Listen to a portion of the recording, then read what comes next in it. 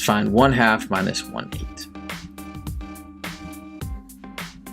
1/8, excuse me. So first of all, we can't evaluate this until we get a common denominator. So what have they done? They've converted the 1/2 to something with a denominator of 8. So let's think, how do you make this denominator 8? You can only use multiplication or division. So they've clearly used multiplication. They've multiplied this by 4.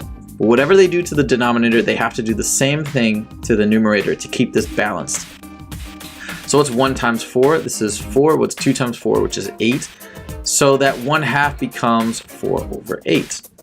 Okay, so that is what goes over here, 4/8 minus 1/8. Now when we do fraction subtraction, once we've got the common denominators, we just subtract the numerators and leave the denominators as they are. We get 3 out of 8.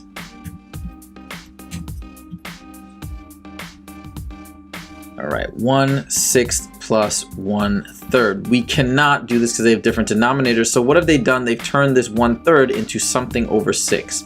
So how do we get the 3 to a 6? We must multiply it by 2, but to be balanced, we have to do the same to the top. And therefore we have 1/6 plus, this becomes 2/6. Same denominator, so we leave the denominator the same, add the numerators, and we get 3/6.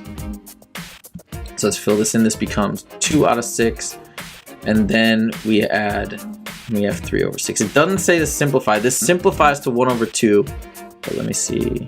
It doesn't say to simplify, so I'm gonna just go for it, see what it says. Yeah, cool. All right, last but not least, 1/4 minus 1/12. They've turned this into 12, so they must multiply the top and bottom by 3. And we get 3/12 minus 1/12, which gives us 2 out of 12.